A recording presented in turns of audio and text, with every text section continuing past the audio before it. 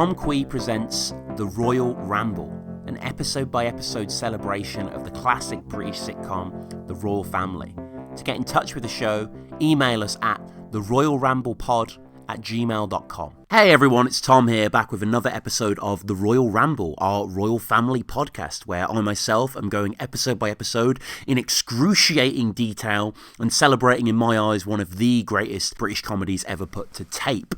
There has been a little bit of a gap since the last episode. I did the first episode, the pilot, Bills, go check that out on the feed. I want to say like August 2020, and I am recording this and releasing this late Jan 2021. There has been huge aperture there. I'm not quite sure why. I do a few other podcasts, a few other things in life I've got in the way.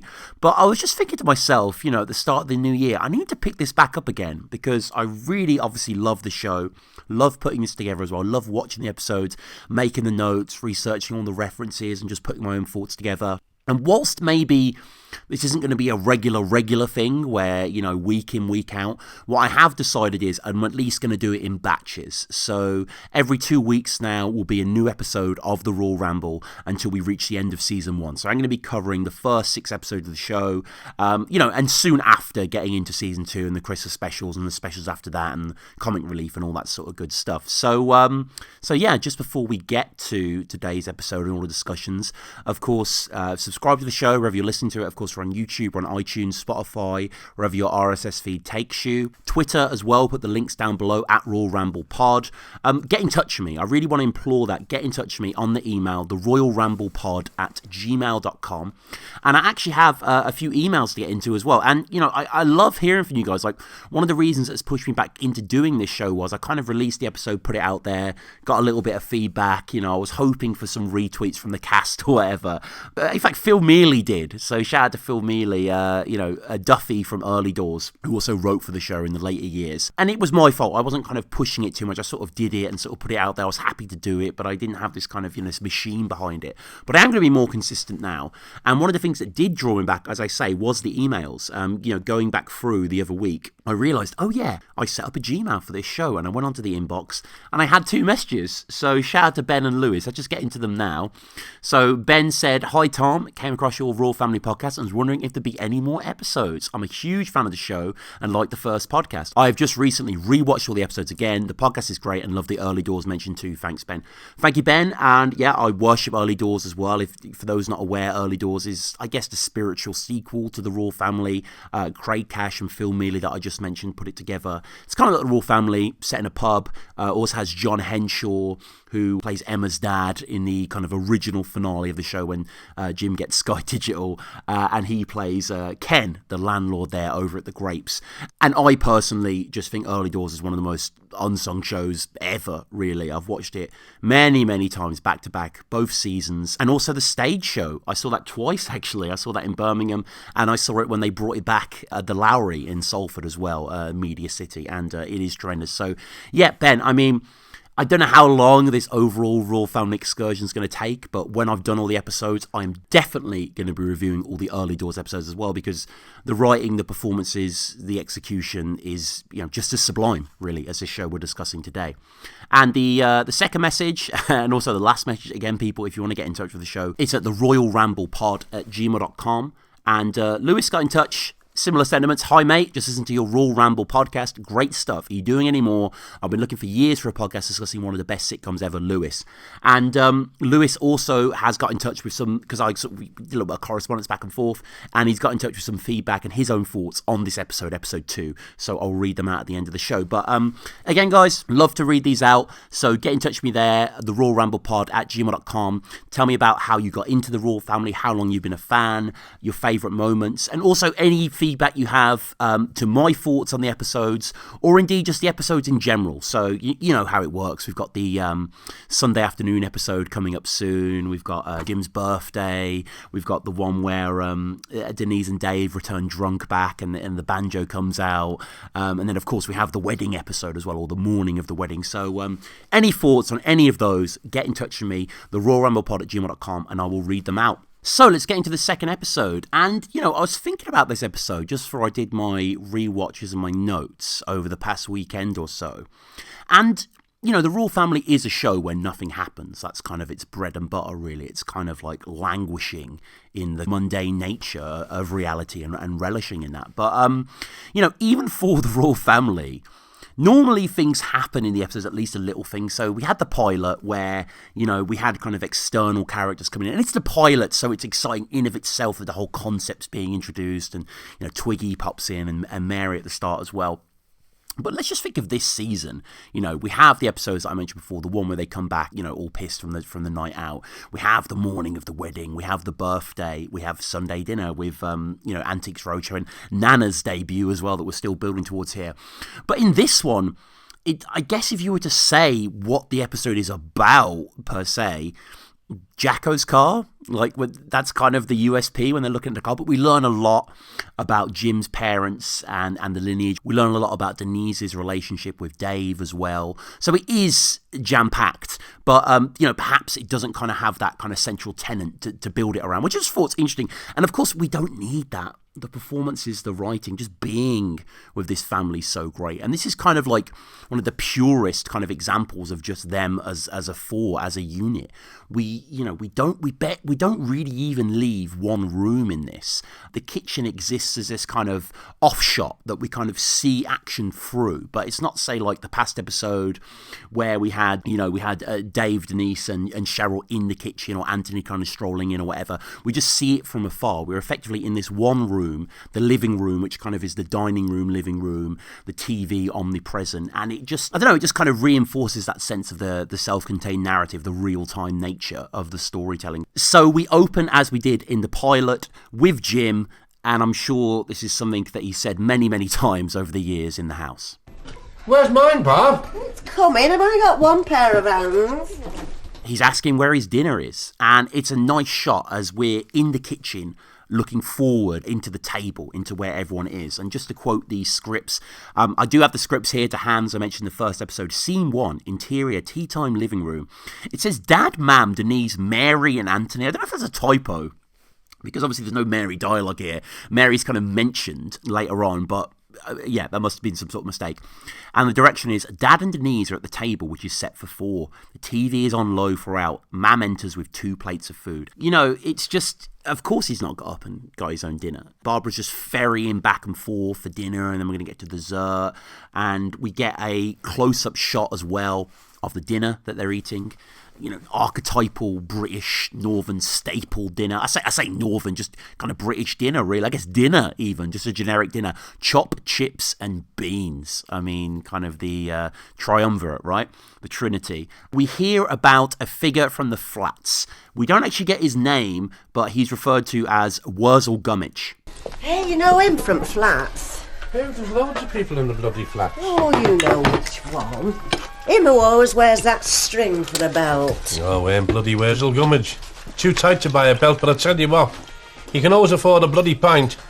The writers, of course, love irony, as we've discussed, and they're indulging in it here, because Jim is insulting him from the flats, but Jim is kind of Wurzel Gummidge-esque to a certain extent, too tight to buy a belt, but he can always afford a bloody pint. And we, see that in Jim as he's munching his beans. Like, he is really messy and really dirty and grubby, as he said this, though. He really doesn't have anything to stand on. Wurzel Gummidge, we should say as well, is a walking, talking scarecrow, quite a popular figure in British children's fiction. Originally appeared in a series of books by the English novelist Barbara Youth and Todd. Doctor Who actor John Pertwee played him from 79 to 81, kind of defined the role. During the TV show, he had a set of interchangeable turnip and swede heads, which endowed him with particular skills. Very terrifying figure in a certain way, in a disturbing way that only kind of kids' TV can be. Even more so, the Mackenzie Crook edition. We hear about this guy. Barbara's relaying yet another tale that no one really cares about, but you got to listen, of course. You got to have some sort of empathy. He came in the baker's and he bought a sliced loaf, which Jim is bemused really why he was told this, because there's no real sting in the tale. He bought a sliced loaf. That is the be all and end of it. Which I suppose, if I was to offer some inference of insight here is there's an irony maybe that she was detecting, that he is such a messy, unkempt sort of brute. Like, why would he want to slice loaf? But Jim bites her head off, and of course this is the sort of pointless thing that Barbara will continually say. And Barbara is lovely. I am Team Barbara altogether.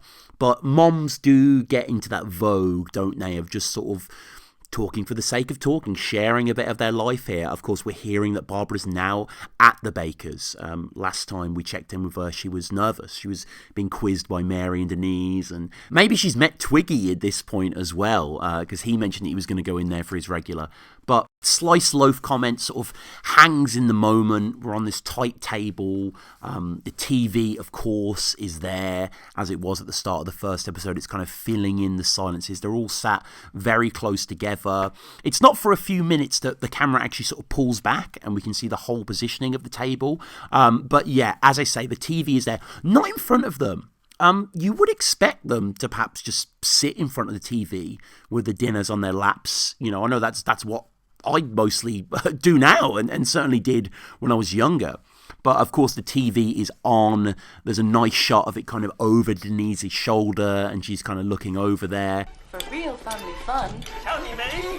Family Fortunes. We should go on Family Fortunes one time. No, I'd go to pieces, me. Family Fortunes plays, which I remember as a child. So I was born in 92, and I do remember it being on ITV around 7:30, which they just don't do anymore with modern telly, do they? Like, game shows are essentially tea time fare, but this would place when they're eating around 7:30, that sort of thing. Of course, everyone knows about Family Fortunes based on Family Feud, based on kind of, market research, we asked 100 people kind of idea. First hosted by Bob Monkhouse from 80 to 83, then by Max Bygraves for a year, and then it returned on June 87 with Les Dennis as a presenter, and that was kind of its consistently successful run for about 15 years, and then eventually became a sort of daytime sort of thing. Of course, Les Dennis, a bit of a legendary English TV presenter and comedian, started out as a comedian in the social clubs in the northwest of England. Clearly, Family Fortunes is what he's best known for, but he went on to do a lot of theatre work after Extras. A lot of people remember his appearance on Extras. He actually said, quote, "You could say Extras changed my life," and that's where he plays a fictionalised version of himself in a panto with Gerald Kelly, who plays the theatre director Bunny. Excellent episode. He was in Big Brother as well during the period of his breakdown in marriage to Amanda Holden, who I always forget they were together because it was just slightly before my time. It's slightly odd to imagine that. But apparently he finished runner-up there to Mark Owen. Post-Extras did a lot of theatre as well. Is in productions of High School Musical 2, The Addams Family musical as well, some Shakespeare. Quite a surprisingly eclectic dude, old Les Dennis. Denise is glancing over, and Jim can't stop, really. He's already been insulting Wurzel Gummidge, and now he's going at Les Dennis. Go away, most of them families on that are as thick as bloody pig shit. And Les Dennis is no bloody better. If you put his brain in a bloody hazelnut shell, it'd still rattle.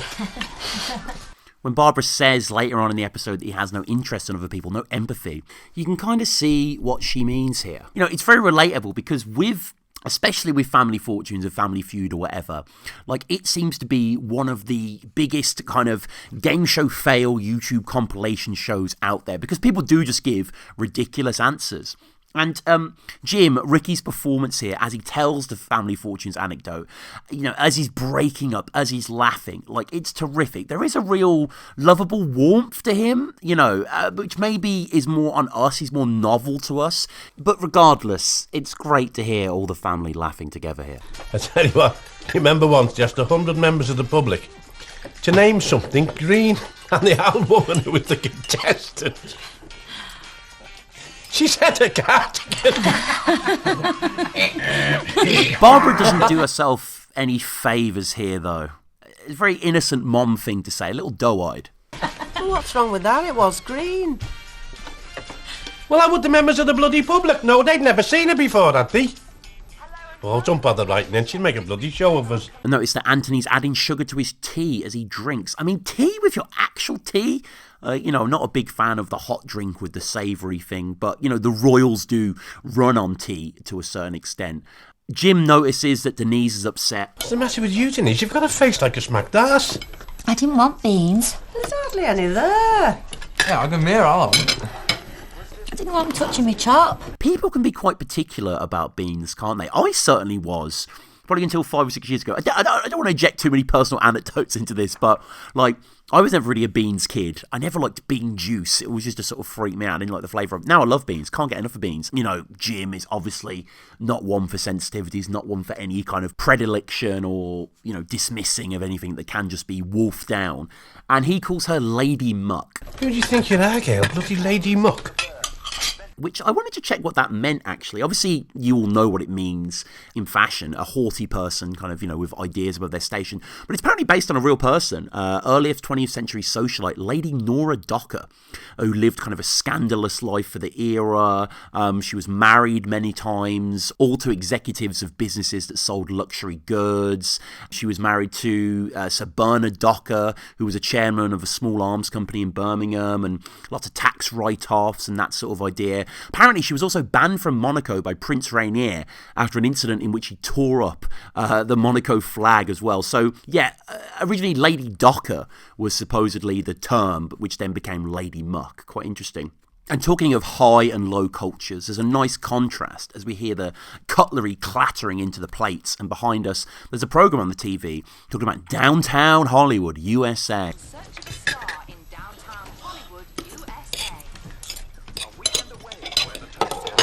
The television as well is just so perfectly realised in terms of its sound. It's got that slightly boxy 90s CRT sort of tone. It's way before sound bars, way before Sky Digital even for Jim. Barbara pushes the conversation away from beans, talking about that Mary next door's got a microwave. And I love the fact that it's Mary next door. We've met Mary. We know who she is. We don't need the exposition. Not that it even is really exposition. It's just how people talk, isn't it? Because, you know, they all grew up with Mary. And, you know, we met Mary as the neighbour last episode. We know exactly who she is. But her just saying, Mary next door's got a microwave. And, you know, this leads Denise to talk about all the things she wants and all the ideas of the wedding list and the food processor and stuff like that. Denise obviously kind of wants the food processor, but could definitely never process how to actually make food with it, you know. And by saying this, when she says the following, I love Barbara's genuine surprise. Just stick to the old chip pan, love. I can have chips every night. Not you. What you gonna have then? Pasta, stuff like that. Pasta my ass. The way Denise says pasta as well. Pasta. I love that clipped way that she says it. And to Barbara, you know, this is a kind of stunning revelation. I love the way that she wonders if Dave even knows about this. Like, this is some giant secret that's coming out that might put the, you know, upcoming nuptials in jeopardy, which admittedly aren't on solid footing, but we will get to that. Anthony throws in a little creepy comment here. Anthony seems very horny in this episode to a certain extent. Does Dave know about this? Yeah. And he still wants to marry you. He's not marrying me for what I'm like in the kitchen. No, it's what you like in the bedroom. Cut it out, you lech. Who threw you nuts? Who threw you nuts? Great phrase. Never really heard that phrase before. It's probably a commonplace phrase, but first time I heard this in the show. And Barbara, who you sometimes just want to grab Barbara by the shoulders and shake her and tell her how amazing she is, because, you know, she's so kind of enamoured with her kids. I'm going to make like a lasagna, freeze it, and then he can heat it up in the microwave when he gets home. Look at you, Denise, you've got it all mapped out. I wish I was like you. Do you know when I was your age, we knew nothing?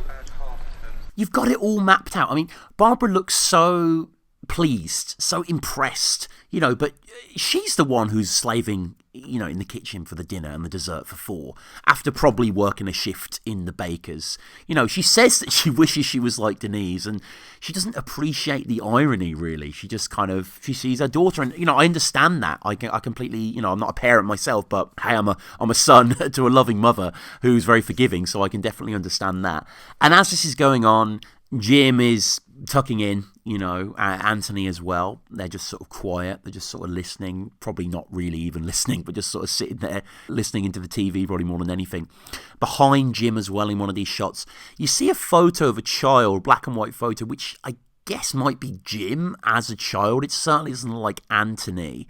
And of course, the Royle family is just littered with these sort of things, like just these little glimpses and glances of the heritage, of the history, which makes the show just so rich. I mean, the set is just as well observed as the characters, really. Denise starts to list other things she wants here on the wedding list. The wedding is, of course, the omnipresent thing. Freezers, dishwashers, this is all stuff that she's read in magazines. And the dishwasher seems to be some sort of magical fix here. She probably doesn't realise that it's quite a lot of effort to load it and unload it. And I'm going to get a dishwasher and all. I said today, if he thinks I'm doing pots every night, it's got another thing coming. They're going right in that dishwasher. Jim, though, is back to reality. You can rake the fat there off your chap. No. Just give it to your old dad. I'll look after that for you, love.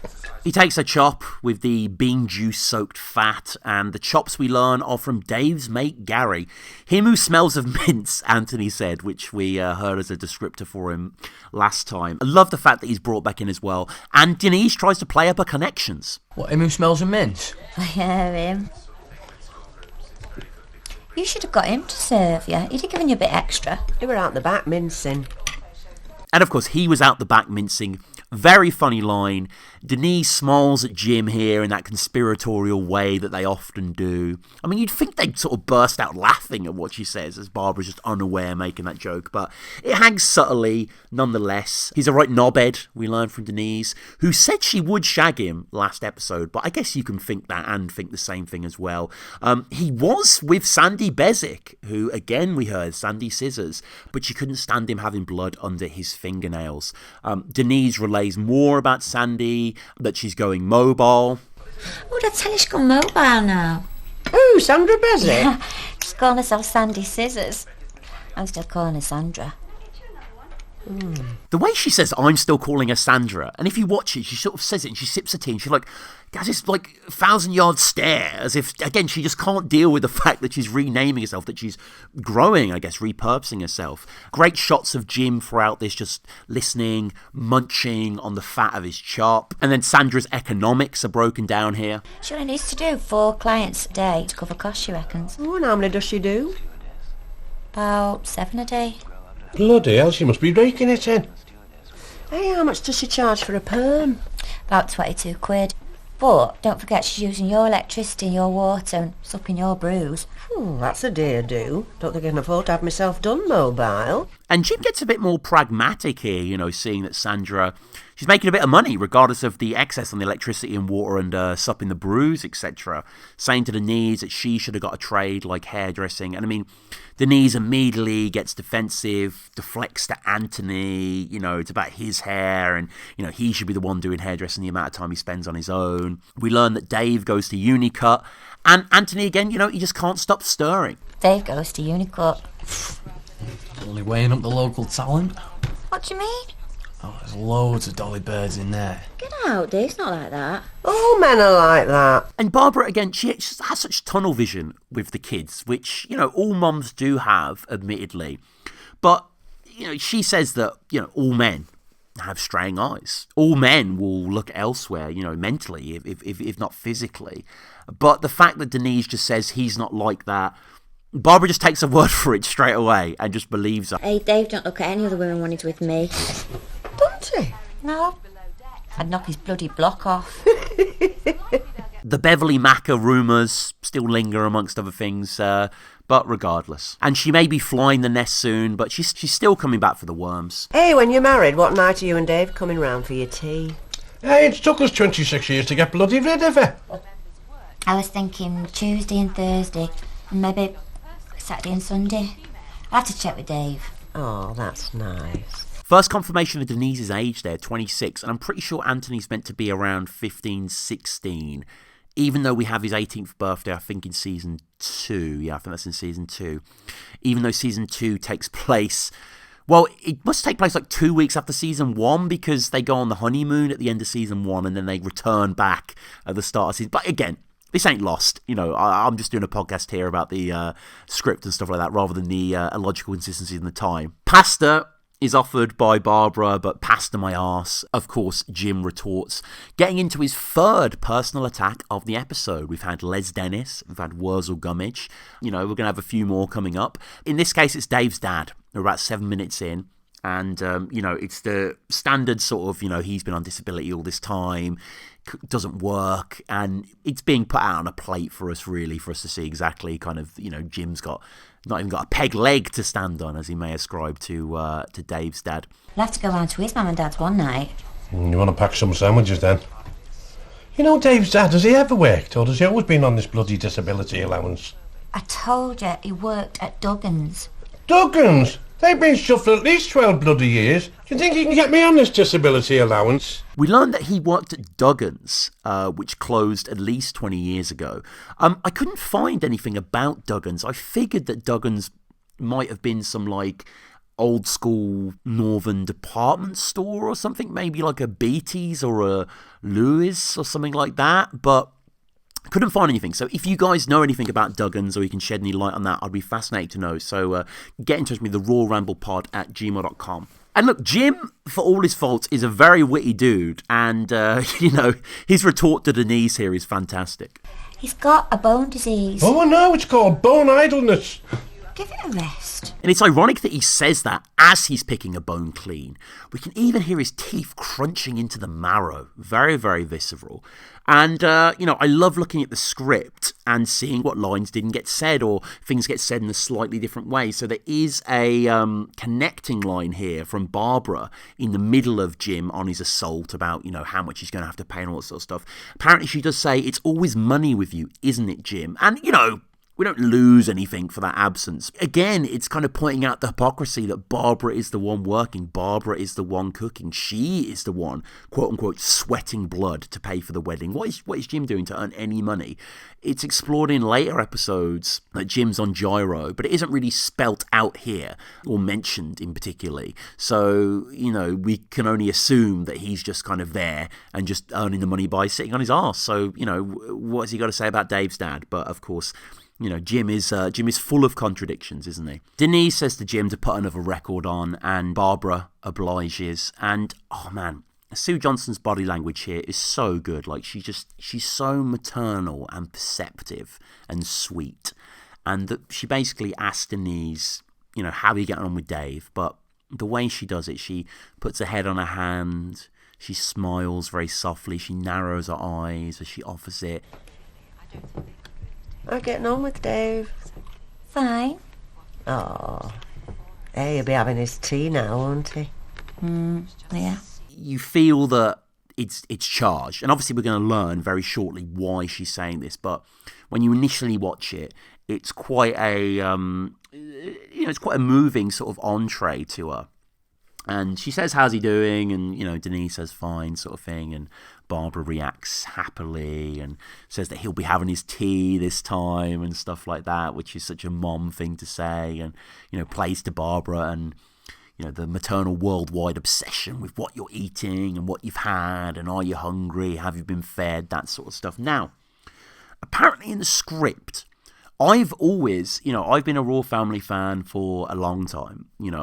As I said on the first episode, I remember probably being 8 or 9 and watching the Christmas specials and then watching it through my teens and my 20s and whatever. And I've always heard this line differently, but apparently the script says elsewhere. So let me just play the dialogue for you now and let's see what you hear. Oh, he's a lovely lad. Yeah. Aye. You could have done worse. You could have married his bloody father.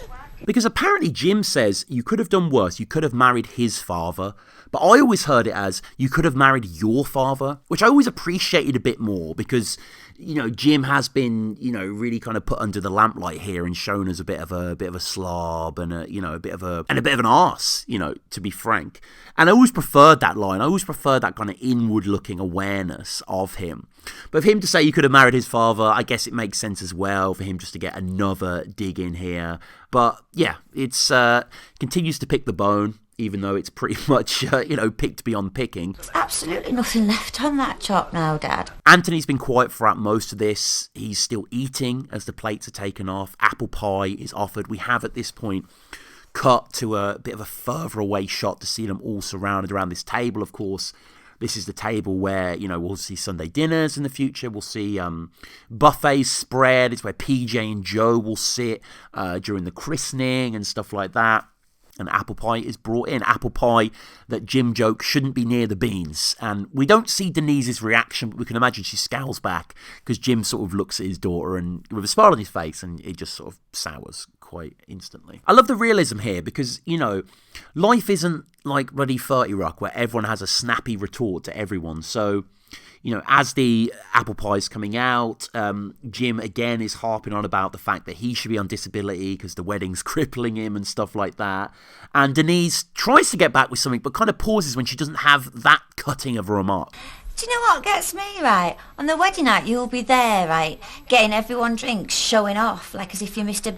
Generous Head. I can't do right for doing bloody wrong. Yeah, Mr. Generous Head. I love that. Like, she just kind of, Mr. Generous Head, you know what I mean? Just kind of nothing really to say. Another great shot here as well. We see the family from the kitchen. We never actually go fully into the kitchen with the camera in this episode, but there's kind of a full ashtray in the kitchen. Obviously, there's full ashtrays kind of in the living room as well. Barbara always bringing it back to empathy, always bringing it back to thinking of other people. She's not considering the fact that, you know, money's going to have to be spent at this wedding. She's considering the sad fact is that she won't be able to dance with him. You know, it's kind of a classic thing, isn't it? You know, the mother of one and the father of the other kind of dance together. It's lovely. Jim's still going for the gags here. I feel bad not being able to dance with him.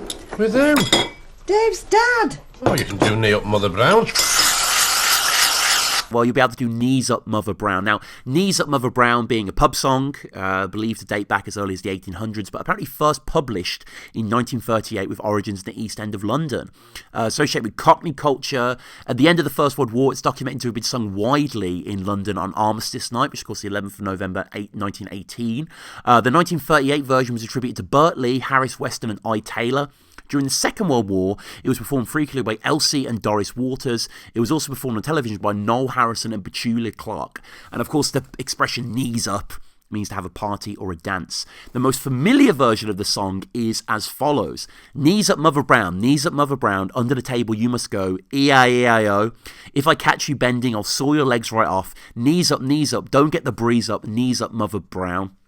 And apparently there's also a self-parodying refrain that's often added if it's a merry session at the pub ending. Oh my, what a rotten song, what a rotten song. Oh my, what a rotten song, what a rotten song, and what a rotten singer too. So, yeah, you can imagine that being sung in the feathers, I'm sure. Apparently the song's associated with West Ham Football Club, which I didn't realise. Sung at the grounds very often until at least the 50s. Also the name of an internet forum related to the club. Fozzie Bear performed the song on an episode of The Muppets in the 80s. Dolly Parton in 1983 filmed this concert at London's Millennium Theatre, and it opened with a group of men in the pub singing that during the opening credits. And in Frasier as well, apparently Daphne's Pub, Season 5, Episode 10, The Fox and the Whistle. The desserts are set, and Anthony's excited because it's not just apple pie, it's apple pie with squirty cream. I love squirty cream, me. The way he says it. You forget he's so young, really. He's just a young boy. And Jim, of course, will overindulge in the squirty cream in the Sunday dinner episode, which is the second episode of Season 2. Anthony asks for a borrow, but he's rejected. Everything, you know, he has to get himself, really. He's often asking to keep the change or, you know, have a ciggy out of that. You know, we'll see the cigarette upcoming as well, which he only gets through bargaining to do the pots. Barbara never sits down. You know, if she's not making the dinners, she's grabbing the desserts, and we'll soon see her bringing the teas in as well. She mentions Marks and Spencer's, and love this sequence. Quite sad, really. You know, we see the truth of Joe and Mary's relationship laid bare, the incompatibility just put into broad daylight. We haven't met Joe yet. We've heard about Joe. We haven't met Joe yet. When's the first time we're going to meet Joe? That'll be it'll be the next episode, actually. He comes over for the next episode when they're in the kitchen, doesn't he? When Dave is regaling them of his adventures in the pear tree. But, you know, we get the idea that they aren't compatible in the slightest. And kind of Barbara putting forward this kind of Kafka-esque kind of play that you know, the three of them have to do to uphold some sort of weird sense of obligation and love is quite depressing, but very real and very funny. Oh, I am going to Marx's tomorrow to get Mary from next door a long cardigan. Why are you buying Mary's clothes? It's a birthday present from Jo. Why are you buying presents for Jo? You don't know what she wants. Well, how do you know what she wants? I've asked her. But why didn't he bloody ask her? It's a surprise. Anyway, I can't see Jo in Marks, can you? Oh, just make sure you get the bloody money off him. Barbara is re-gifting. She's going to give Mary the bubble bath she got from Auntie Margaret. Another character we never see. Perhaps that's Barbara's sister, like Auntie Vi in Middleton, that we heard of in the pilot, but maybe her own aunt. Again, not very clear. We cut to Anthony scoffing down the apple pie, very much his father's son in this world. You know, again, trying to barter, wants a cigarette, has to accept that he has to do the pots, which he probably would have done anyway. Jim doesn't want him to be smoking, it's bad for you. We saw in the past episode, didn't we, Jim asked for cigarettes from the off license, but I don't know whether they just decided from now on Jim doesn't smoke, because you never ever see Jim smoke. You see Barbara and Denise smoke like chimneys, but the rest of them don't really do that. Jim as well just can't let it go. Like, even though Anthony's going to be doing the pots for effectively free for the price of a ciggy, you know, he reminds everyone that Anthony shouldn't be bribed because, you know, he lives here rent free. Again, I want to point to Sue Johnson's acting, the way she holds the pack in front of Anthony, twists and turns it, purses her lips. You know, it is very alluring in a certain way. It's very convincing. I guess one of them ciggies, man. No, it's bad for you. You shouldn't be bloody smoking. I only want one. Are you going to get them pots done? No, it's Denise's turn. Oh, man. Go on, take one. Hey, you shouldn't be bribing him. He lives here bloody rent-free. You know, and he definitely would kind of, if you were dying for a ciggy, I'm sure you wouldn't say no to that. And Anthony takes one, pops it behind his ear, which is such a kind of kid thing to do, really. I guess it's a good place to have it, regardless. Doesn't have a little pack for it. You know, I'm certain I would have done the same if I was smoking at that age, which I wasn't really. But with dinner done, there's no more apple pie left. Jim gets up. I mean, there's no even suggestion that he would help to wash up or even put stuff away or, you know, what I tidied the table. Gets up, goes to his chair. Family starts talking about people being strict on no smoking in the bakery, and, you know, there's no way you can light it up. They've got to keep taking turns to take it to the toilet and that sort of stuff. And Denise gives some advice here, which, similar to Dave with the business cards, where, you know, you only up the price of the first gig by how much the business card costs, and then you're up, or Jim in the wedding episode, which we'll get to, where he gives Dave the advice of, like, I can't remember exactly what he says, but it's like, if you're going to come home at midnight, if you're planning on coming home at 11, tell her you're coming home at midnight, and, you know, you make yourself look good. It's kind of in that same vein, isn't it? It's seemingly ingenious, but actually quite harebrained. Yeah, you can't do anything nowadays. Them health and safety, they won't let you wipe your ass. Some places are only taking on non-smokers. You just don't smoke an interview then, do you? We hear about another new character, Flat-Nose Alan, who I don't think gets referenced again, who's ran into similar issues with smoking and job interviews when he went to the petrol station for an interview on the roundabout. And we'll hear about someone else who has an odd nose shortly. On the TV, we can hear more exotic locales being spoken about, Man's Chinese Theatre. Barbara plonks down, puts her legs on the table, and also putting her legs out on the TV is Vanessa Feltz. Man's Chinese Theatre used to be Roman's Chinese Theatre. It was the mecca for all the stars. She's a big girl, that Vanessa, isn't she? Let's call in two people. Tell me if I get like that, won't you? Yeah. Vanessa Feltz, who I've got to say I've always been a big fan of, actually. I think she's just very intelligent and kind of convivial and warm and quite kind of knowledgeable. She was born February 1962, a broadcaster, journalist, had her own show, Vanessa, apparently, never heard of that. She was on The Big Breakfast for 2 years, Celebrity Big Brother, The Right Stuff, that sort of stuff. She's on Radio 2 often. Read English at Trinity College with a first-class honours degree. She replaced Paula Yates on The Big Breakfast, presenting the item which, you know, I'm sure everyone knows, where she would interview people on the bed, including fucking Rolf Harris, who apparently allegedly assaulted her, which is horrible. She was also on Brass Eye, which is one of my favourite shows, and she was spoofed on that, as she was as well. So Vanessa is mentioned, and you know, Barbara basically is just saying, you know, don't let me know if you get like that. And Barbara He's getting her Vanessa Feltz on to a certain extent. Her interrogation, she'd kind of set the scenes when she was talking to Denise before about how are you and Dave sort of thing. But she goes right out with it now. Were you and Dave arguing last night? Yeah. He was doing me head in. He won't talk proper about the wedding. Well, what's there to talk about? I'm paying for the bloody lot, his dad's paying for nothing. What the hell? You know, he was more interested in his kebab and watching the telly than talking about it, which you can understand. You know, most men are like that, and some people just aren't that interested in it. But obviously for Denise, this is a huge thing. For anyone, it's a huge thing. And that's kind of led to a bit of a division there, a bit of a kind of, a schism, as it were, kind of developing before them. In the script, it says, Dad does a big burp. Denise gives him a disgusted look, pause, which doesn't happen here. It just kind of keeps moving forward.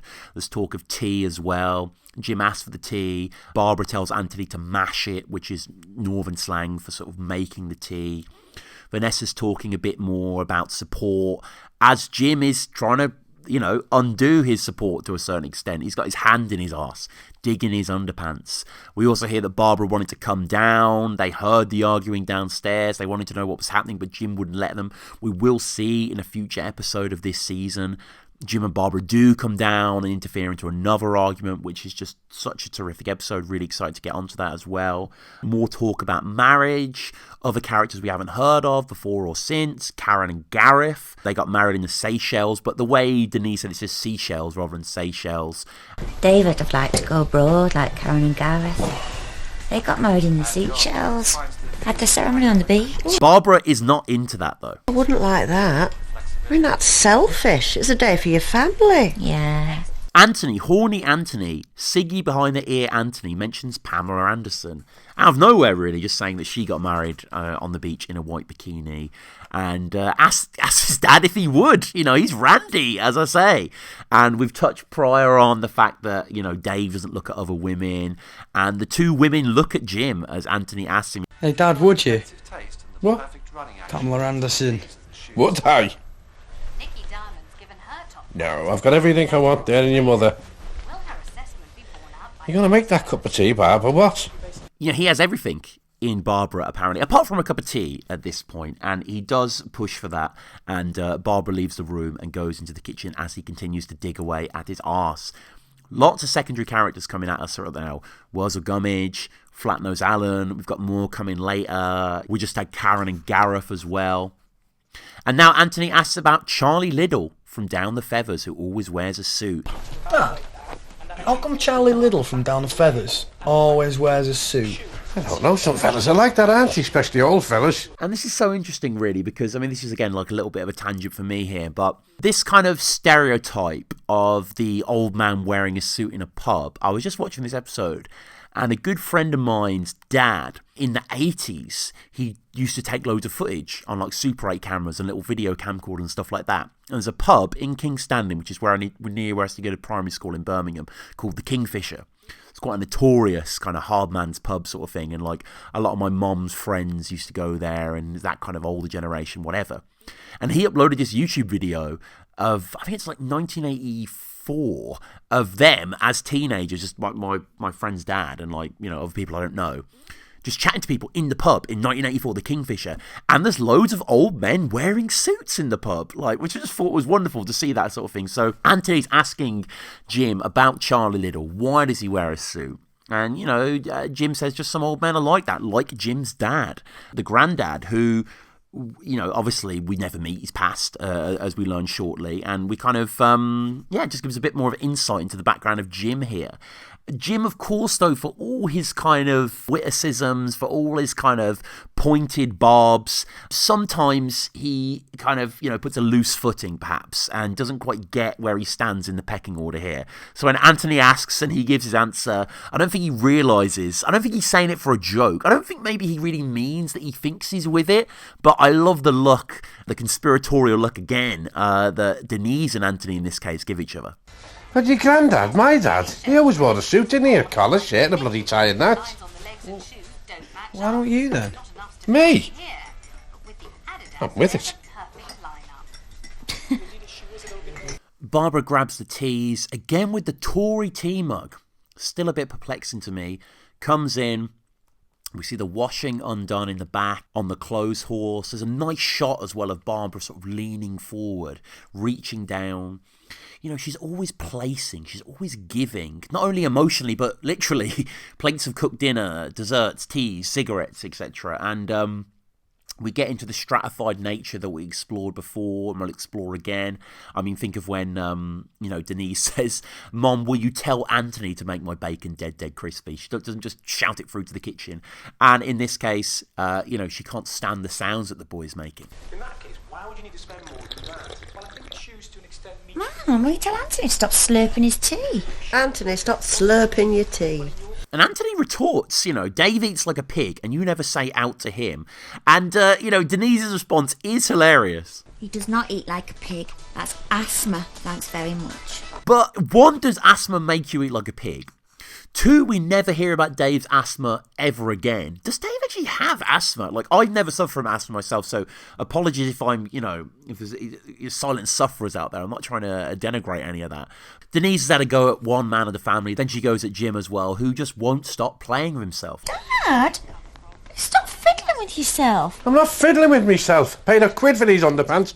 Got 50p worth stuck up my arse. Toilet humour is commonplace, of course, in sitcoms, but there's certain areas that the Royle family goes, like the stink of a shit in the toilet, which we'll touch on, or someone playing with their undergarments because they're stuck inside themselves. Like, this is, as forward-thinking as the show was in so many ways with the dialogue and the use of TV and the closed set, this is another area, that they were breaking poo ground on, if you will. Jim just can't deal with it at the end of the day, and it's his domain, and he can do as he likes. Not picking your arse, you're picking your teeth. I'll pick what I like in my own house, and when she gets her own house, she can pick what she likes. Her nose, her arse, her teeth. Just treat yourself. Oh, I'm ashamed of this family, I am really. And with Barbara saying that, I'm ashamed of this family, I really am, you feel in a traditional sitcom that would have been, echoed by choruses of canned laughter.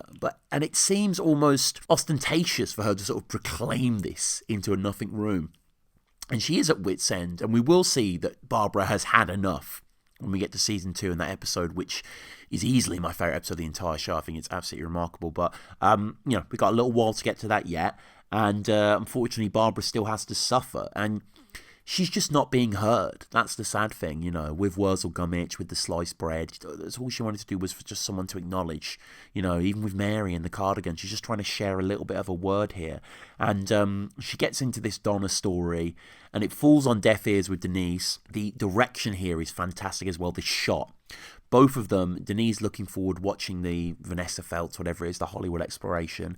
Barbara, I don't want to say pouring her heart out, but at least, being quite candid here about some of the struggles, and clearly she's kind of empathising with Donna. But the camera, it sort of puts, it changes focus, so kind of almost, Barbara's almost blurred out at times, as Denise is just more focused on the cigarette and that kind of slow inhalation motion. Denise offering no cues that she's listening to at all. And look, okay, it's a bit of a banal story, of course, it's not an edge-of-the-seat thing, but listen to your mother every now and then, Believe it or not. What are you on about? Donna. What's the matter with her? Well, her mum, you see, usually picks the kids up for her in the afternoons after school. But she's going in hospital, so she won't be able to pick the kids up from school, will she? So Donna wanted to swap. Pauline won't let her, so she's stuck for someone to pick the kids up, Jim isn't says, what's it got to do with you? It's not your problem. Of course, he has no empathy for anyone else here. And Jim also saying, don't you think I've got enough to worry about myself? And Barbara rightly saying, you've got no interest in anyone else but yourself, Jim. And that, unfortunately, doesn't just extend to the outside world, but the inside one as well. But we will see in a second that he does have a heart. And it's, such a great sequence coming up as well. But just before we get to that, we hear about Nana. And we can see that Barbara's sad for a second, actually. She kind of retreats in herself, kind of looks off into the distance. The camera sort of focuses just on her face. And just look, she's tried to tell Denise this story. She doesn't care. She's tried to tell her husband this story.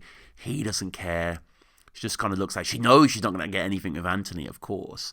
But then she starts to smile. She perks herself up with thoughts of Nana. And this refuge is common. 250 come from non-professionals. Alright. Your Nana's coming for the day on Sunday. Aww. And we hear about the fact that Nana's coming. It's been building up to it. we kind of heard her, we didn't hear her voice, but she called in the first episode. Everyone tried to paw her off onto someone else, and here we hear a bit more about her. She's 82, she's really looking forward to coming round for Sunday dinner. And, Nana does kind of cheer Barbara up, and she speaks of her almost as if she's her own child, which, is true to a certain extent, that kind of role reversal that we all go through. I'm 28, but I've certainly seen that I get older. I mean, both of my nans are sadly passed, and they both kind of had a lot of Nana in them, a lot of Liz Smith in them. I'm sure most of you guys listening, like, your nans is like Nana, like Norma. I mean, Norma, by the way, what a great old nan name. I had Constance and Ivy, Connie and Ivy. So, so bygone era there. But, we all see that to a certain extent where, the way our parents take care of their own parents as if they're children. And, Nana's 82. And Jim, again, just is not having any of it. Jim's being forced to get the bus to take her and then take her back, although we know that Dave actually drives her back at the end of the third episode. She should know the way. She's 82. She goes to bingo. These are fair points that Jim's making, to be fair. Like, obviously, Barbara's hearing none of it, and Barbara wants her to be escorted there. But yeah, Barbara tries to make Jim sympathise here by bringing up his own parent. You'd go if it was your mother. I'd have a bloody job. She's been dead 15 years. This Christmas, have a drink on me, okay? So Jim's mom has been dead 15 years, and if Anthony is 15, 16, that means that I guess his only Nana would have been whatever Barbara's surname is. I don't even know what Barbara's surname is, but it would have been Norma, and would have been the Queen of Sheba, as it were. And Jim says it with some disdain, actually, as well. And we heard about his father before, and we'll hear about his father towards the end of the episode as well. I guess Denise may have remembered Jim's mom because she's 26, so she would have been like 9 when she died, 8 when she died. It's unclear as well when Barbara's dad died at this point, though he also gets referenced at the end of Anthony's 18th when Jim is playing the banjo and Joe is singing. And, oh man, that singular shot. Obviously, you have the end of it with Darren, Andrew Wyman, saying it still smells like shit in here, just puncturing the whole thing. But that tableau, as it just crests across everyone, is just magnificent, really, really magnificent. Anthony kind of cruelly points out the fact that she's over here and all she does is watch TV, but, Barbara rightly says it's company for her, and, Nana, again, has been building up to this. As you see later on in the series, Anthony is the one who makes something for himself, excels, in the family, and kind of escapes a lot of the trappings of the royal household. And we see this here, despite being trodden on, he can still defend his corner, much like his father in a certain way. And it's quite funny that that Jim, in insulting Norma, leaves an open goal, and Anthony takes it. She'll be looking forward to coming all week. Yeah. All she does when she comes here is watch the telly. Well, it's nice for her to watch the telly in somebody else's house. It's company for her. If I ever get like that, shoot me. Oh, quick, who's got a gun? Hey, Mallethead, have you done the pots? More wedding chat afterwards, where Barbara reveals that Nana's going to give Denise for the wedding a £5 in an envelope, which is such a kind of grand thing to do, isn't it? A very Nan gift, a £5 in a card, almost like a birthday gift rather than a wedding gift. And like Denise with Sandy Scissors, Jim is breaking down the economics of the wedding. Bless her. Bless her, my ass. It's costing £5.50 a head for the bloody meal, so she's 50p up before she gets there. It's agreed that Jim will go at 11:30 to pick up Nana, so she has time to get ready, time to get her teeth as well. Barbara out loud declares that she thinks she'll do chicken, and old Pamela Anderson-focused Anthony says... Jim asks if there's any tea left. Barbara says it'll be stew by now. He corrects her, as long as it's wet and warm. So Anthony is ordered to go up, and Anthony's referred to as Action Man. Of course, Action Man is a British action figure in 1966, basically a copy of G.I. Joe, which was Hasbro's movable fighting man. I'm sure many of you had Action Man as kids. I certainly did. I remember having the Karate Combat one, the Cameraman one I had as well. We had a little camera with a little film roll. I think I actually got that developed. I remember Dr. X and Dr. Gangrene were some of his enemies as well. They were pretty fucking cool, they were. Jim grabs the newspaper, seeing what's on. He says he's sick of Columbo. Columbo, of course, an American crime drama with Peter Falk as a homicide detective. kind of an original idea. It popularised the inverted detective story format, sometimes referred to as the How Catch 'em, which basically begins by showing you who did the crime and then kind of works backwards and sort of, it's Columbo, how he's going to expose the perpetrator that we all know. Most Columbo episodes are very long. It's broadcast in 44 countries, normally between 70 and 98 minutes. Spielberg directed one. In 2012, it was ranked the third best cop show or legal show on Best of TV. TV Guide, 60 Best Dramas, that sort of thing. You guys know what Columbo is. And, Jim can't resist. He gets another dig into Dave's dad here with Ironside. Barbara talks about seeing him walking in another show, that being Raymond Burr, but obviously acting, another kind of mom thing. Acting doesn't necessarily extend to disabilities. What was his name? Raymond Burr, that's his name. I'll never forget that as long as I live.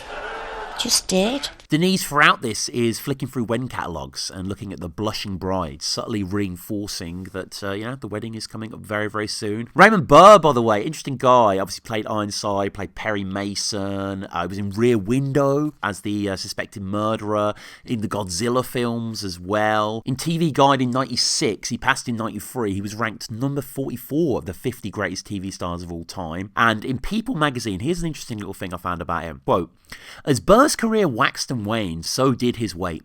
When first cast as Mason, the 6'2" actor successfully trimmed off 130 pounds to a linebacker lean 210. But Burr, who suffered from arthritis aggravated by his weight, grew to Orson Wellesian proportions during the 80s, ballooning to a massive 320 pounds. I don't overeat, he insisted. I only eat one meal a day, but my body has been one of those that has perfect assimilation. So everything I eat is assimilated, not lost. Ironside, of course, being that classic American TV crime drama on NBC for 8 seasons from 67 to 75. Raymond Burr, as we mentioned, was Robert T Ironside, usually addressed by Chief Ironside, who was a consultant for the San Francisco police who was paralysed from the waist down after being shot while on vacation. The character actually debuted in 67 in a TV movie told Ironside, and that was kind of the vogue back then, wasn't it? They did a lot of these kind of one-shot TV movies, and they were effectively pilots. When it was broadcast in the UK from 67 onwards, it was actually broadcast under the title A Man Called Ironside, and it earned Burr 6 Emmy and 2 Golden Globe nominations. Now, going through the Wikipedia, very interesting to see how many awesome guest stars there were early on its run. Harrison Ford, David and John Carradine. I'm a huge fan of Keith Carradine as well. Shout out to Nashville and the Duelists. Martin Sheen, Ed Asner, Jodie Foster, Bruce Lee, William Shatner. He only done 2 series of Ironside, He was sick of getting pushed around. Did you get it?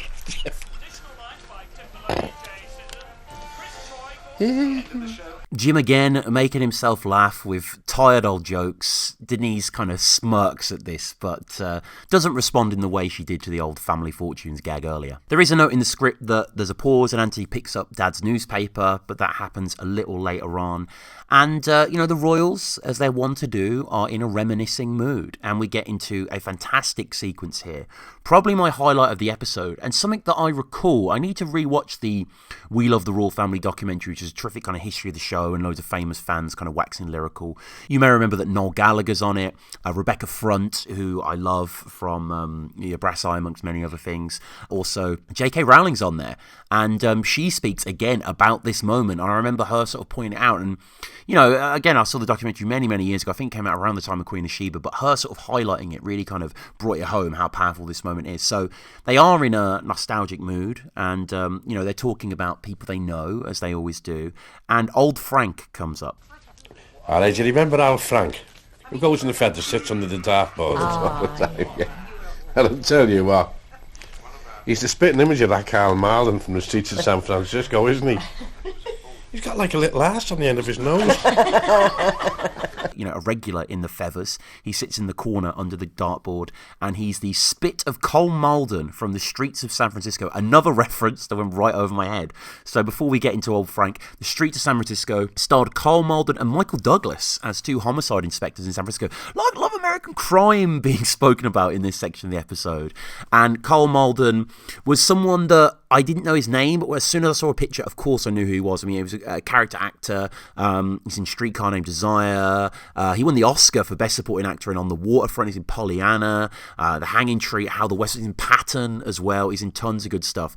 And yes, if you see a picture of Carl Malden, it really does look like he's got an arse on the end of his nose. He's got kind of a bent nose. Apparently in high school, he was a popular student and star of the basketball team, and in his autobiography, Malden says that he broke his nose twice while playing, taking elbows to the face, thus resulting in his trademark bulbous nose. You know, they're reminiscing on old Frank and the fact that he won't move despite the dartboard being there because he preceded it. And they keep cracking each other up. They keep making jokes. They keep playing off each other. They all know this guy. They're all going there. Oh, he's had a hard life, old Frank. It's not making it any easier sitting under the bloody dartboard. He's a stubborn old bugger, you know. He says he was always there before that dartboard. I saw him yesterday. Where was he? In the eye hospital? And then Denise beautifully, you know, not ham-fistedly, kind of punctures the moment just by revealing when she last saw him. You know, Barbara said he's had a hard life, old Frank. We hear about the arse on the end of his nose, the dartboard, and then Denise comes with the coup de grace. Oh, no. He was asleep in a bush shelter. Oh, poor Frank.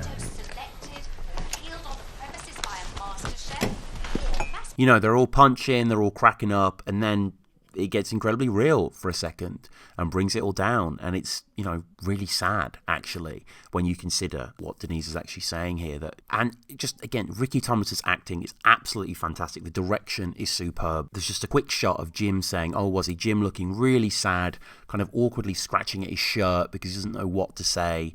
You know, we have quite an image of this guy. I love all these little details we get about old Frank. And I don't think old Frank comes up again.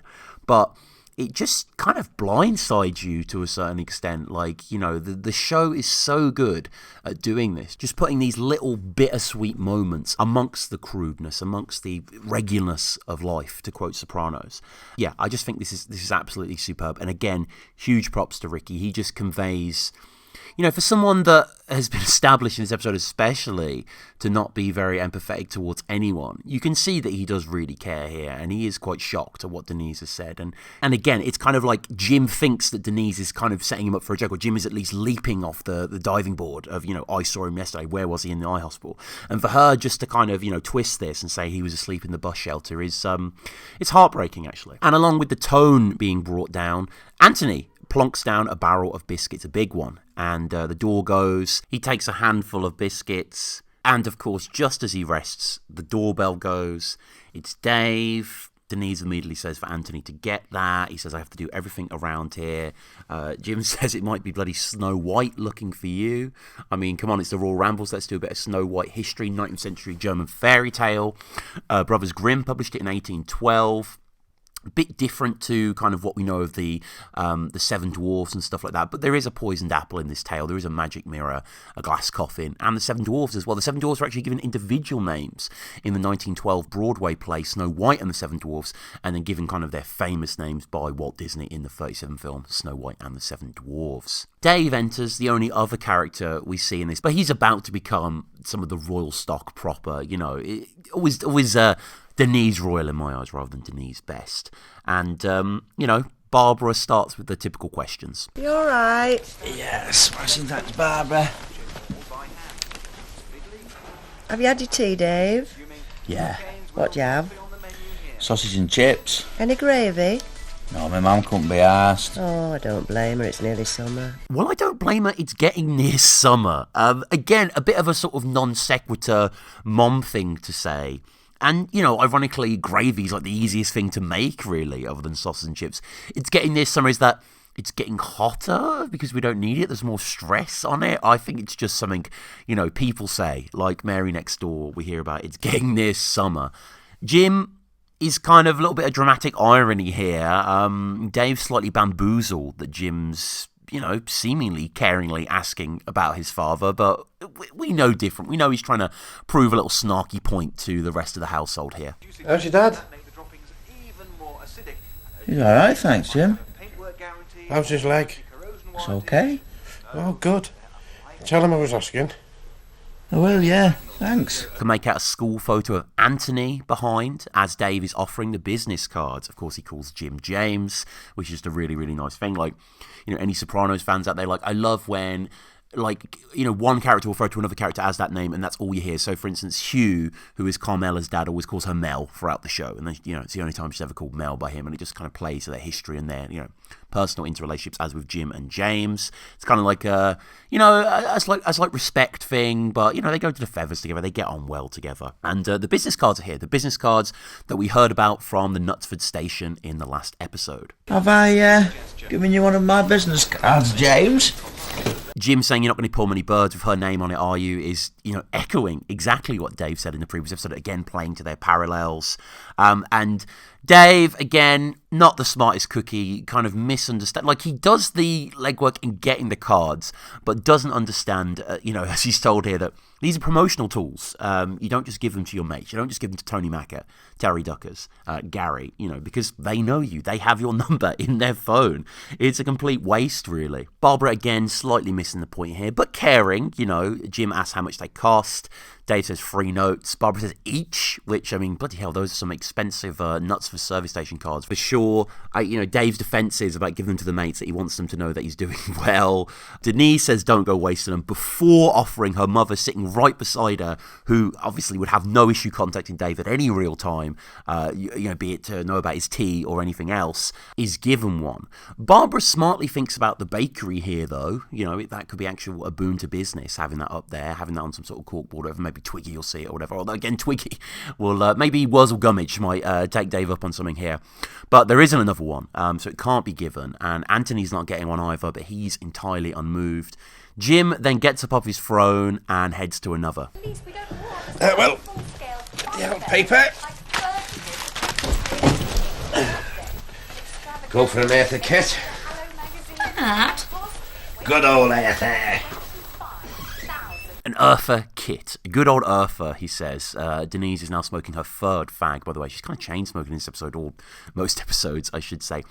Eartha Kitt. Who's Eartha Kitt? She is an American singer, actress, dancer, voice actress, comedian, activist, author, and songwriter, known for a highly distinctive singing style, and her 1953 recordings of C'est Bon and the Christmas novelty song Santa Baby, which I'm sure most people know. That's I didn't realise that was her before doing this. Orson Welles once called her the most exciting woman in the world. She's got 6.4 million monthly streams on Spotify, which is absolutely sensational.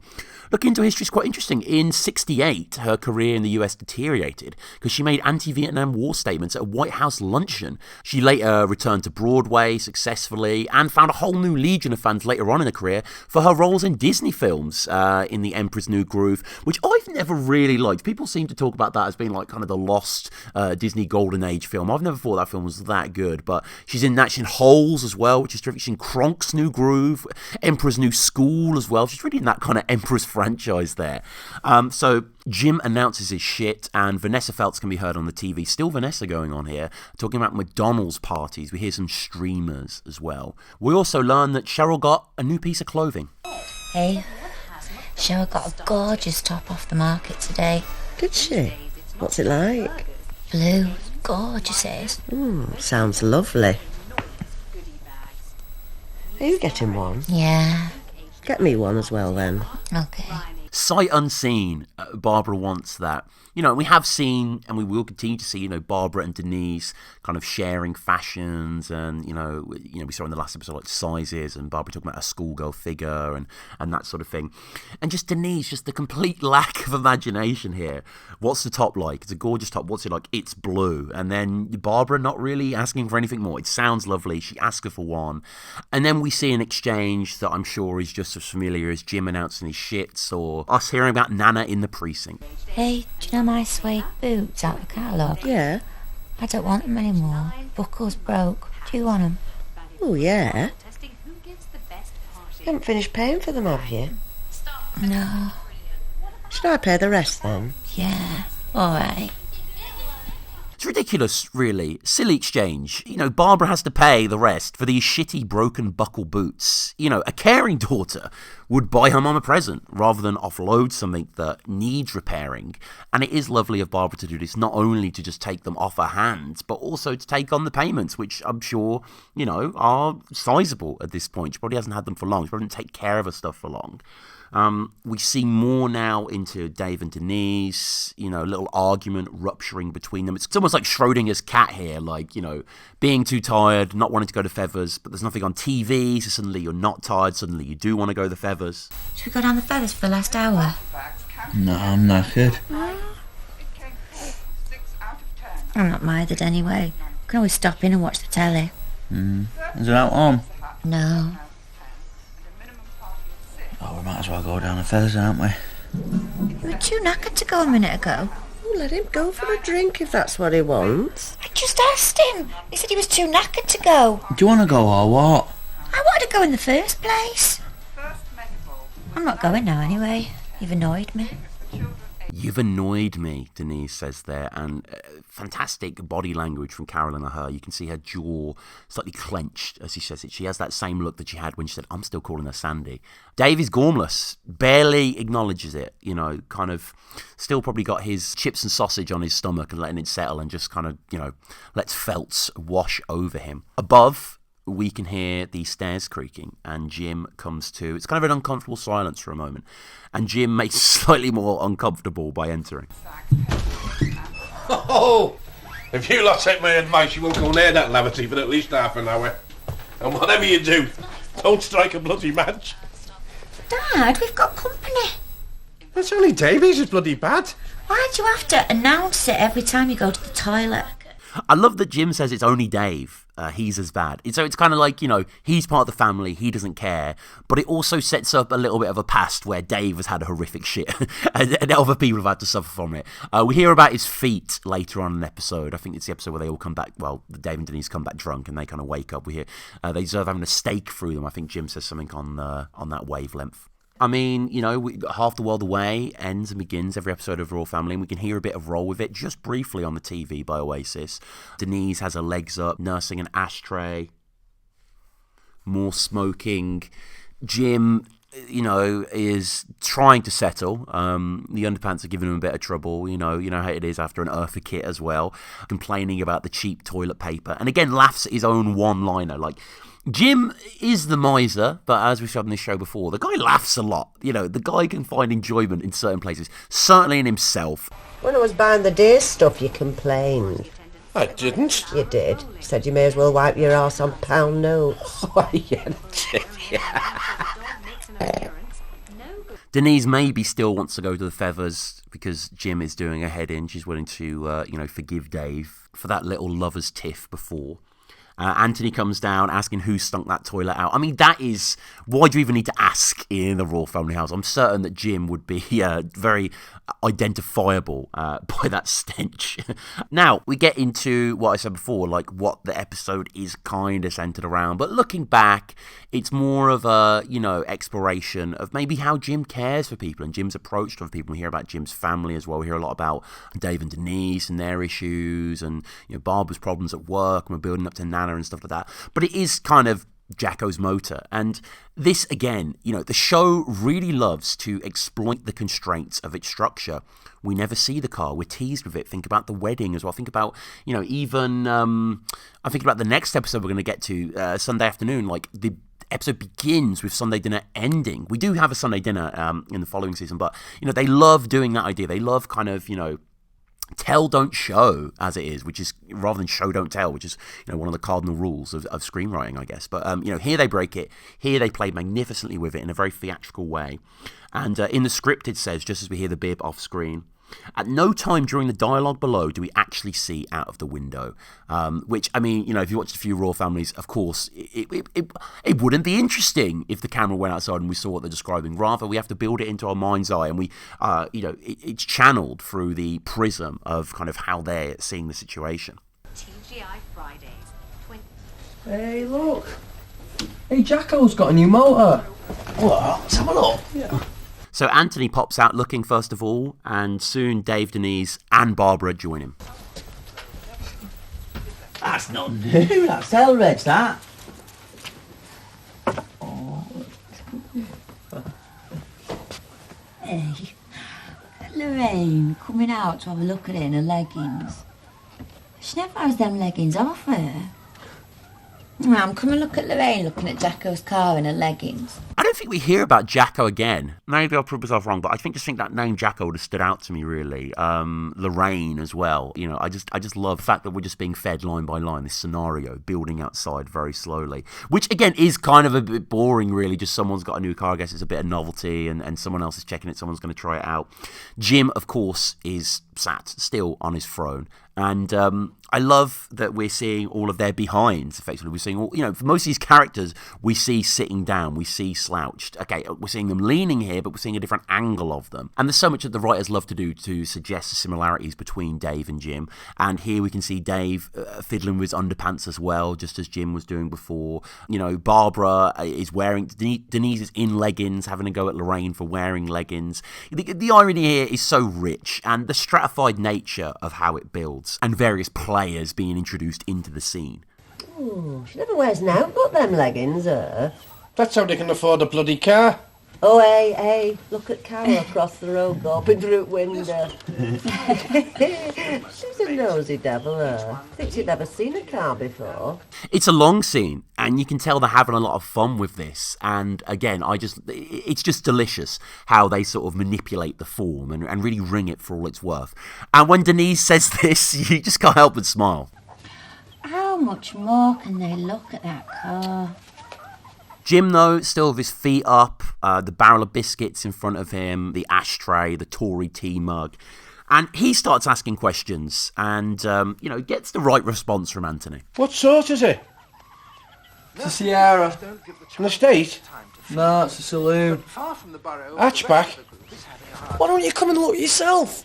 You're one lazy little sod, you. And this happens a lot. Sometimes when Jim doesn't really have a retort, he will just get angry and he will just not appreciate any of the hypocrisy that he's spewing from his chair as everyone else is looking. I don't know if Jim really cares. I mean, he does kind of ask questions, estate, hatchback, you know, he does have a bit of knowledge. Although I do wonder if Jim can drive, because we do hear about, in the past that he was jealous of that person that was courting Barbara for when he didn't have a car. And I imagine he can't drive. Like, you know, in the later episodes, like whenever they go to the caravan or Golden Neck Cup or whatever that is, you see Dave driving and stuff like that. And Dave obviously drives the van. So I can't really imagine Jim driving. I imagine he'd think it'd be a waste of money, really. I mean, we hear about him getting on the bus as well to pick up Nana in this episode. So yeah, he probably does not. Taking up where Anthony left off, Barbara starts to feed a few lines about the car to Jim. He says, "Thank you, Jeremy Clarkson." Clarkson, of course, I mean, you know, I try and be unbiased with these sort of histories of these famous people that get mentioned in the show, but what a knob. Really can't stand this guy. Regardless, incredibly popular dude, you know, writes weekly columns for the Sunday Times and the Sun, journalist, broadcaster, Top Gear. When he got in that fight with one of his producers, he took over Who Wants a Millionaire as well, which he's awful at. Like, I can't watch The New Millionaire. Like, it's Tarrant or nothing. And I'm sure the Royals would agree, as we're going to get to that in Barbara's Had Enough. Dave has other plans. Maybe we're not going to go to the Feathers tonight. He wants to wind Jacko up and tell him that he's been ripped off big style. Denise says you don't know how much you paid for it, but, you know, Dave says as he's leaving, I'm just going to wind him up. You know, it doesn't matter. Whatever he says, it's not right. And I guess this is suggesting that Dave is a local lad, or maybe he just knows Jacko from the Feathers. It's not really made clear. But I do like the fact that he knows, you know, one of their neighbours, and we hear him say, "Hey, Jacko," you know, as the door shuts, and Anthony follows after him. Some Eastern music plays, kind of almost, you know, jungle-esque to a certain extent, on the TV, and rather than looking at Jacko and Lorraine, the two women of the house look at two of the men of the house. Look at Dave. He's got absolutely no arse, has he? No. Ain't our Anthony gangly? Yeah. I'm not gangly, and Jim's definitely not gangly. I don't know where that comes from. I'm not gangly, I'm a man. You never gangly, you love. With Dave outside, Denise decides she's going for a bath, and she needs a canary in the coal mine. She's not willing to venture upstairs without someone seeing if it's hospitable first. Oh, Mum. Will you go and check the toilet and see if it still stinks from him? I think there's a chance it'll be all right now, love. I'm not breathing in. And then in the last few minutes of the episode, we're left just with Jim and Barbara sitting down and reflecting. You know, to a certain extent, Jim is perhaps thinking, you know, with the previous mentions of old Frank and also his dad and Charlie Little and these kind of old men that have been in life. And, you know, he looks back on his father and his passing. My dad will be dead 20 years come tomorrow. And he was only the same age as me when he died, you know. Oh, shut up, Jim. Don't be so maudlin. Mind you, he was a right little shithouse to me, ma'am. Love this revelation here that he was a shithouse to his mom. And, you know, we see a lot of the sins of the father in the Royle family and kind of inherited traits from your parents and stuff like that. And I wonder what Jim would deem a shithouse. Like, would Anthony say the same thing, you know, in the future, that Jim was the right shithouse to Barbara? Because he kind of is. Shithouse, great phrase as well. Was he abusive? Was he nasty? It's not really made clear. Is that kind of what fashioned Jim into who he is today? How belligerent he is? We don't really get an assessment of his mother in this episode, but, you know, you can imagine that whoever crafted him to who he was must have been quite a vicious arsehole at times. Surely a lovely man as well. I don't really know. And, you know, Barbara tries to maintain the peace here and to be friendlier, but, you know, Jim, again, cannot resist this final Nana dig. You shouldn't speak ill of the dead. Oh, Jim, I don't think your mum's got too long to go, has she? Jim? Well, she's had a bloody good innings. What, you're a miserable sod you are sometimes. What kind of a thing is that to say to anybody? I don't know, I think I've cheered myself up a bit. Is there any penguins left? No. The show loves to do symmetry. You know, we saw Vanessa Feltz putting her feet up as Barbara did. You know, we'll see later when Dave is undressing before he goes to bed, there's someone undressing on a program on like Late Night Channel 4, whatever it is. And here as well, Jim talks about penguins, and there's penguins on the TV. You know, some sort of nature Attenborough sort of thing going on there. Him to say, I think I've cheered myself up there is so nasty, but very funny as well. And, you know, everyone's looking for something to do. Denise is going to have a bath. Dave and Anthony are going out to chat to Jacko. There's nothing on TV. So that's the important thing. There never seems to be anything really on TV. Like Millionaire, maybe they enjoy and stuff like Antiques Roadshow. But for the most part, it's Vanessa Feltz and nature documentaries. And, you know, there's no Netflix, no on-demand. There's no Tinternet in this house at the moment. So Barbara, despite Jim being awful to her over the preceding 30 minutes or so, makes an advance, makes a pass. Which is, you know, great to think that these guys still have an active sex life. She's still attracted to Jim. And they work as a team to defend Jim. their rights. Jim, The opponents withdraw. do you fancy an early night? Must be bloody something, mustn't it? But of course, he has that response. I mean, we do see them have sex. And if I remember correctly, Jim like premature ejaculates on one of the like later Christmas specials, or one of the kind of specials they did. You know, you must forgive me, dear listeners, like those aren't as quick to my mind as like the original 3 series and some of the, you know, the original kind of band up until the Sky Digital, and I guess up until Queen of Sheba, let's say. But the ones after that, Egg Cup and Joe's Crackers and stuff like that, again, I'm not too familiar. I'll have to go back and check those out. But yeah, it's interesting, isn't it, that, you know, it's a gag to end on, of course. It's a sharp joke. And what do you say as that comes in as well? It just reinforces it. Jim is more willing to do that than... I guess there's a lot of effort involved. You know, I don't know how romantic it'd be up there with the smell and maybe Denise having a bath with the thin walls and stuff like that. But the fact that Barbara does, you know, reach across, so to speak, extend a hand, I think is lovely. And I think it's just another great insight into their relationship. And that brings us to the end of the episode. So again, guys, if you've got any thoughts on anything I've discussed today about episode 2, please get in touch with me, the Royle Ramble pod at gmail.com. I'd love to hear from you. Of course, you can check us out on YouTube, Spotify, iTunes. Please leave a review on iTunes. Tell a friend as well. Like, you know, if you like the Royle Family, I'm certain you have friends who like the Royle Family. You've spoken about the Royle Family. You watch it a lot. Post it around, you know, put it in the WhatsApp group. Like, I'm trying to get as many listeners as possible. We're doing this regularly now, so every 2 weeks there's going to be a new episode until we reach the end of season 1. And who knows, I'll probably continue it on beyond that. I'm really having a good time writing these notes and recording these episodes. They do take a little while, but hey, it's lockdown. You can't really go out of an evening, so I might as well discuss the incredible work of Carolyn Aherne, Craig Cash and Henry Normal on this series. And, you know, try and enlighten to a certain extent, or illuminate, or just, you know, share my opinions on this sort of stuff. Talking of opinions, here's our first proper email that I mentioned mentioned at the start of the episode, from Lewis Walker. And thanks again, Lewis, for reaching out. So here's his little review of the episode we just discussed. Season 1, Episode 2, The Royle Family. Quote, another great episode from one of the best sitcoms around. Although this episode is quite uneventful, it still has great moments. I really enjoyed the start where the Royals are sitting together having their dinner. The conversation is fluent and hilarious. Barbara talking about her work, which Jim doesn't give a toss about. Denise not liking the beans, and Jim slagging Dave's dad. It's so real, and I've seen my family discuss similar things at dinner. Yeah, me too. As the episode goes on, they move to the couch where, just as expected, Jim is slagging people, Barbara speaks about Pauline from work not getting her kids picked up from school, and Anthony fantasises about Pamela Anderson in a white bikini. Denise then mentioned that she saw Frank, who sits under the dartboard in the feathers, in a bus shelter, and everyone looks genuinely upset. I love the funny parts, but it's great to show this other side to the Royals, especially Jim. Lewis, taking words out of my mouth here. This is a special moment in the whole series and shows empathy from the Royals. Jim slagging Dave's dad always gets a laugh from me. Barbara asks, who's that one in the wheelchair, referring to Ironside, and Jim replies, that's Dave's dad. What a line.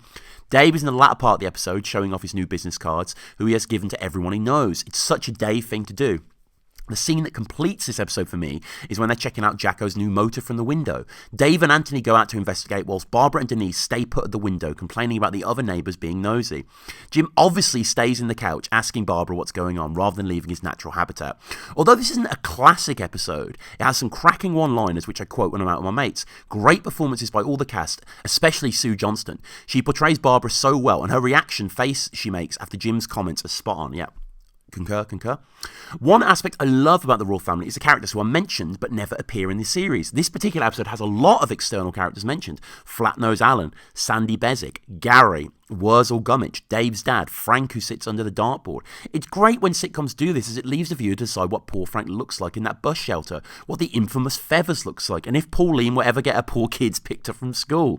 I've recommended the Royle Family to a lot of people, and this tends to be the episode they stop watching at. I always encourage them to keep watching, as it may be a slow burner if you watch this later on in life. I can't relate, as it's always been part of my upbringing, came out when I was very young. Anyway, a fun episode, great writing and direction, 8 out of 10. Take care, Lewis. COVID my arse. So thank you, Lewis. Thank you for that brilliant message. And this is the kind of thing I'd love to hear, guys. So if you've got any feedback on the show, or you know what you think about anything in particular, get in touch and I'll read all of them out.